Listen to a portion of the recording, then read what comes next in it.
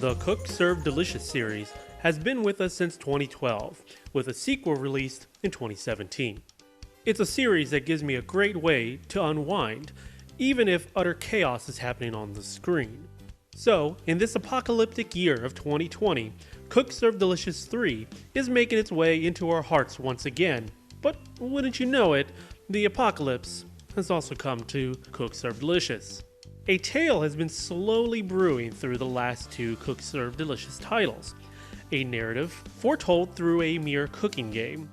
Following the antics of an up-and-coming chef at Tarragon Tower, if you were reading the emails from previous games, you would know a little bit about what was happening in the world around your small kitchen. It's the year 2041.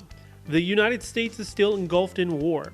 Many of the restaurants you've encountered during your rise as a famous chef, they have survived. Chili Bowl went out and bought an island for gosh sakes.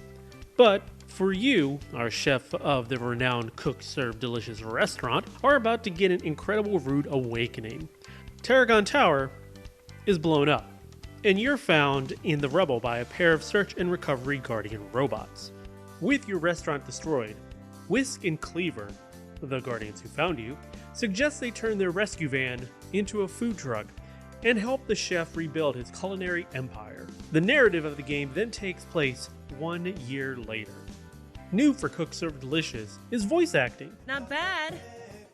Not bad. Both Whisk and Cleaver are voiced by @Negorix and @Havanarama, respectively.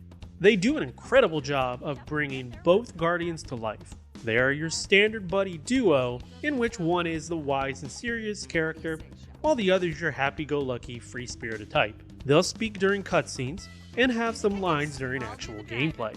They will also say a little blurb about how your run went when you receive your score.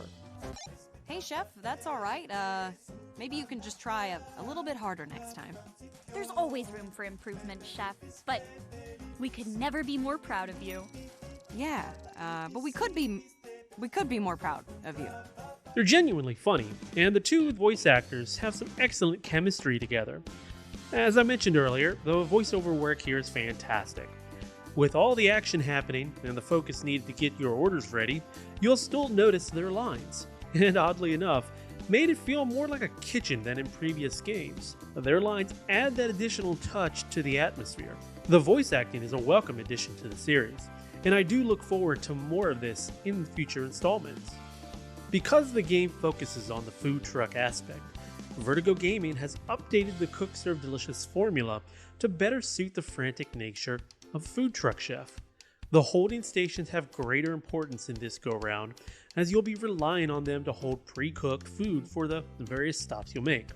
The standard menu that you've come to know in previous games has now been delegated to special orders. These orders are not as frequently ordered as the items in your holding station. It isn't a bad thing though, as I felt the chaos's flow was as intense as the older titles. The game does include hundreds of recipes, with over 200 new to the Cook Serve Delicious series. Each recipe, of course, includes the incredibly gorgeous food artwork the series is known for. I was very excited to see a great selection of Filipino dishes as well. I tend to choose pancit in all of my menus, as it's good eats in the real world and very easy to throw together in this game. To help you in your food truck endeavors, you can ask your guardians to help serve the customers. You can perform this feat by flicking the right thumbstick when a load of orders is completed. Because the game focuses on the holding stations, you'll find many orders will be ready to serve almost instantaneously. So having the ability to serve them all at once is a godsend. In the previous games, there were 3 intense waves of customers, rush hours, with a few orders spaced out in between.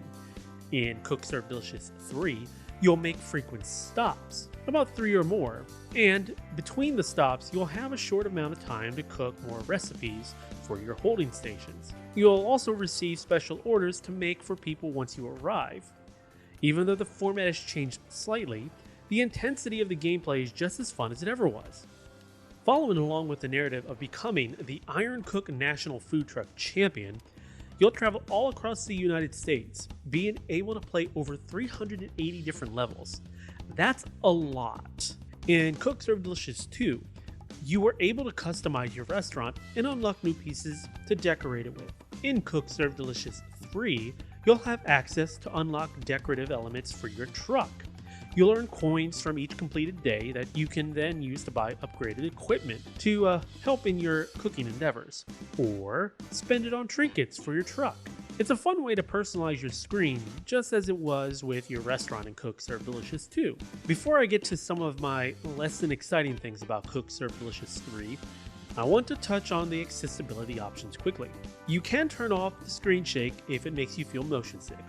You can adjust the colors of the menus if you have a difficult time with particular colors, and they even let you turn off sound effects if you have an unsteadiness to certain sounds. It's nice to see this level of accessibility for games, allowing as many people as possible to enjoy playing, even an incredibly challenging game like Cook Serve Delicious. The Switch version of Cook Serve Delicious 3 gives you the option of playing multiple ways as well. You can play docked or in handheld. You can utilize the Switch's touchscreen to play while handheld, which, in my humble opinion, is the best way to enjoy the game. Just being able to navigate all the on-screen buttons is more comfortable than figuring out which face button I have to press.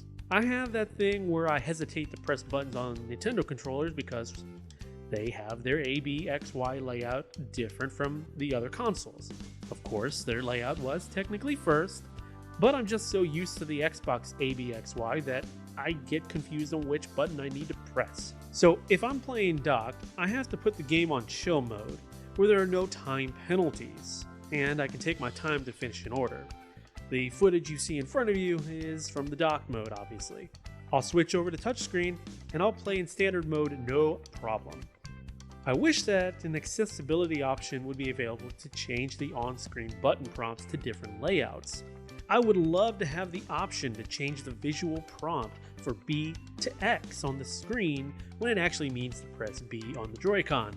Maybe this is a Nintendo level thing, but would be nice to have. So is Cook Serve Delicious 3 a perfect game? No. A damn good one, sure, but I feel it has some issues. For starters, the biggest problem I've come across affects the gameplay. When you first boot up a recipe, at least in handheld mode, it takes a hair too long to load. You'll notice this mostly with fried foods, as you mash the buttons and shove them into the fryer baskets real quick. When you open up the recipe, it feels like the game hasn't loaded it entirely, causing it to hitch when you press the buttons. Thus, it led me to repeat button presses on more than one occasion just to get an order completed. After the initial load of the recipe though, things are fine. I'm sure this could be fixed with a later patch. The other thing I've run into is how often the soundtrack loops. Granted, the soundtrack is very fitting and a bit catchy, but I swear I've heard "but things aren't the same anymore in this town" while navigating menus way too often. And the titular Cook Serve Delicious theme, not enough. As with each title before it, Cook Serve Delicious 3 gave me that sense of accomplishment and satisfaction of a hard day's work in just a few minutes. For as frantic as things can get on screen, it still feels relaxing to me, being able to keep my mind focused on the task at hand. And who knew that cooking in a fake apocalypse is a good distraction from the real one?